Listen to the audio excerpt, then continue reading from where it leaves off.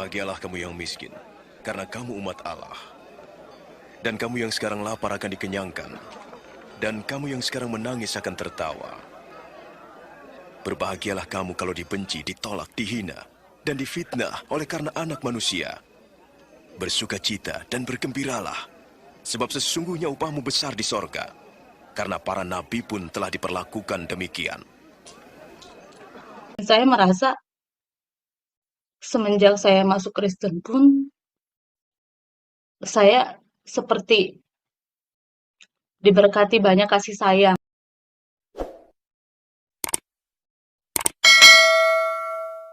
Pada saat itu, waktu saya kecil, saya sangat aktif mengikuti beberapa kegiatan di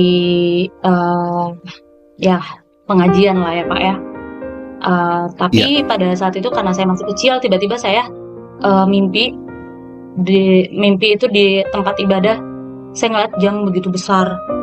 Terus dalam mimpi saya tiba-tiba ada yang berbicara dari jam itu, bilang kalau saya mau masuk neraka, katanya gitu. Padahal kan pada saat itu posisi saya mau mengikuti lomba besoknya.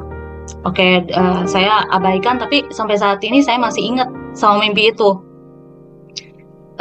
Lanjut di tahun 2019 atau 2020. Di tahun 2020 saya lagi itu kondisi mama saya sudah meninggal, karena di tahun 2015 ketika kondisi ibu saya sakitnya semakin memburuk, ibu saya meninggal di bulan Agustus 2015, tepatnya tanggal 25. Di tahun itu saya benar-benar merasa hidup saya hampa. Saya nggak merasa tidak ada tujuan gitu kan. Rasanya kayak beda aja dari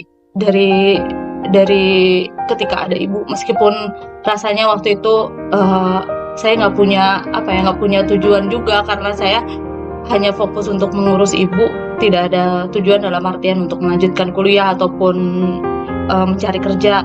Lalu di tahun 2020 mungkin karena saya merasa kangen banget sama mama saya, tiba-tiba saya mimpi. Di mimpi itu saya ketemu sama ibu saya, dan di mimpi itu saya ngelihat ada satu bangunan di bukit yang benar-benar bagus banget. Saya ketemu ibu saya, dan waktu itu di dalam mimpi ibu saya benar-benar cantik, pakai baju putih-putih. Terus saya tanya, saya deketin, "Mah," saya dalam mimpi itu bukan bilang, "Mah, saya kangen," gitu, bukan. Padahal dalam hati saya tuh, saya benar-benar kangen sama ibu saya. Tapi saya di mimpi itu malah bilang, "Mah, bangunan itu kok bagus?" Aku bilang, "Itu apa?" "Itu Pentakosta." Terus saya bilang, "Pentakosta?" Selama saya mempelajari Kristen itu, saya nggak tahu itu Pentakosta apa. Terus saya diam di mimpi. Tiba-tiba kebangun. Setelah terbangun, saya lihat sudah jam 8 pagi. Terus pada saat itu kebetulan ada teman saya yang Kristen. Saya tanya, dia lagi merayakan hari kenaikan Yesus Kristus pada saat itu. Terus saya ngobrol-ngobrol, ada pembahasan. Terus saya bilang, "Oh, Pentakosta itu apa ya?" Dijelaskan lah sama teman saya ini. Pada saat itu ada teman saya juga yang kebetulan sedang mempelajari Kristen sama dengan saya.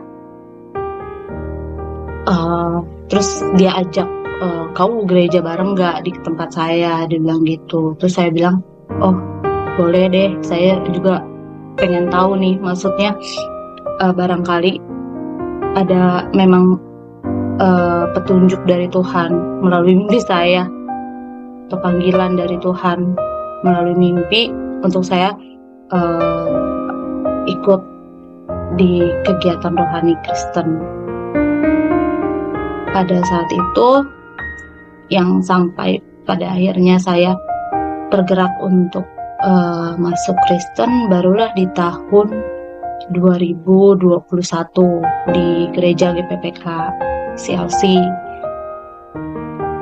Itu karena saya merasa bahwa kenapa saya bisa teryakinkan, itu karena saya merasa bahwa selama ini banyak keajaiban Tuhan yang tidak pernah saya kira. Ya, salah satunya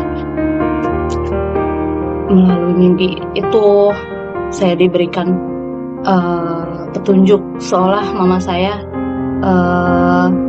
ingin saya berada di jalan Tuhan.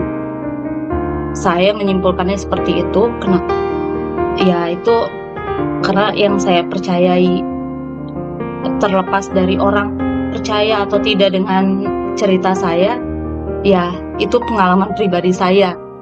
Dan baru kemarin saya melakukan peneguhan iman di gereja saya, terus saya kebetulan dapat firman yang sangat pas dan saya rasa menjadi bekal untuk hidup saya ke depannya. Itu Filipi 4 ayat 13. Segala perkara dapat ku tanggung di dalam Dia yang memberi kekuatan kepadaku. Ujian yang selama ini saya tanggung, ya, yang selama ini ada itu hanya Tuhan gitu. Dan saya juga terima kasih kepada teman saya yang pada saat itu ada untuk saya, mengingatkan saya untuk percaya bahwa saya nggak sendirian. Pada saat saya merawat ibu saya nggak sendirian, saya bersama Tuhan. Dan pada saat saya kehilangan ibu dan keluarga yang saya sayang, saya percaya bahwa Tuhan yang ada pada saat itu. Hal yang bikin saya akhirnya memutuskan meyakini ajaran Yesus itu, salah satunya melihat contoh dari perilaku keluarga yang menganut keyakinan Kristen. Saya merasakan kasih Tuhan itu ya lebih banyak melalui contoh berperilaku mereka gitu. Saya tidak menutupi hal tersebut karena memang itu salah satu yang menjadi faktor utama.